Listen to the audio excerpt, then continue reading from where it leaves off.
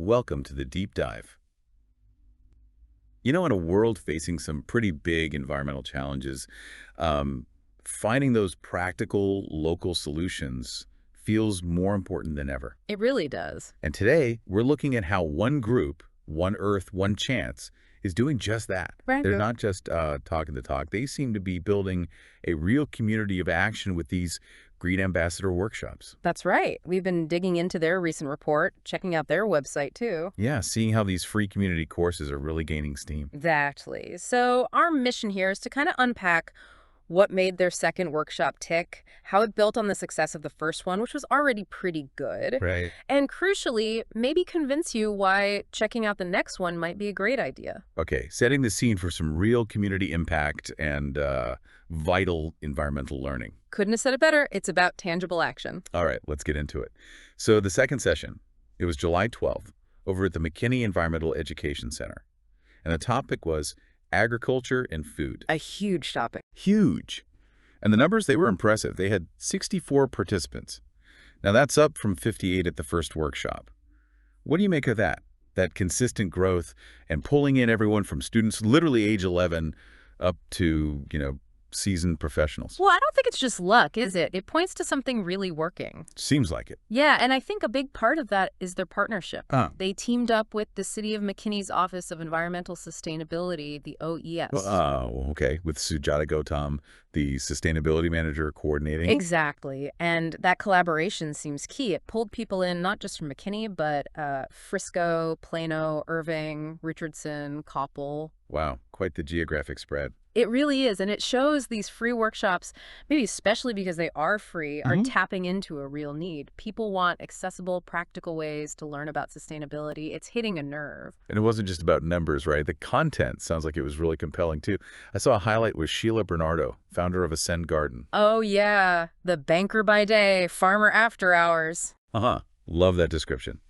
What did she bring to the discussion about, well, the pretty urgent challenges in our global food systems? Sheila's talk sounded fantastic, actually. She connected the dots brilliantly, linking those huge global issues, rising food demand, climate change impact, health concerns directly to the need for sustainable agriculture right here. Making it local. Precisely. She really hammered home how local food systems can, build resilience, especially when global supply chains get disrupted, and she tied it straight into big goals like zero hunger and climate action. It's empowering, giving people tangible things to think about. And then they built on that with local voices, right? Yeah. Bringing in people actually doing the work in McKinney. Yes, that's often the most inspiring part. You had Bruce Mead from the East McKinney Learning Garden, Okay. Lauren Smith from Hugs Cafe, Sonia Verduzco from the Collin County Master Gardeners, Linda Fiddleman with the Seed Project Foundation, and Kim Hernandez from the Food Recovery Network. That's quite a lineup of local heroes. What was the sort of overarching message from these volunteer-led groups? I think the core message was, look what's possible right here. These aren't abstract ideas. Yeah. These groups are showing real, on-the-ground impact. Education, inclusion through gardening, stopping food waste. It demonstrates how taking care of the environment is, deeply connected to taking care of the community. Building that grassroots network, making it relatable. Totally. And again, these are free events, often with refreshments provided, which always helps. It just lowers the barrier to entry for people to get involved and learn. So people didn't just leave with ideas. They actually got tangible things, a Green Ambassador certificate and this cleanup playbook. That's right, practical tools. And Philip Sampson, an OEOC board member, framed the whole thing with opening and closing remarks, reinforcing that sense of purpose. Sounds like they're really nurturing this coalition of environmental stewards, as they put it, planting seeds, literally and figuratively. Absolutely. That's the goal. Planting seeds for a cleaner, greener future. And importantly, it doesn't stop here. Ah, the future. Good segue. Yeah, the momentum's building. The next free session is coming up soon, August 9th. This one's focus is air quality, and it'll be held over in Louisville. Okay, air quality. Super relevant. And what if someone missed the first two? Is it too late to jump in? Not at all. That's the great thing. They actually have videos of the previous sessions online so you can catch up. It's designed as a full 12-module course over time, but each session stands on its own, too. Good to know.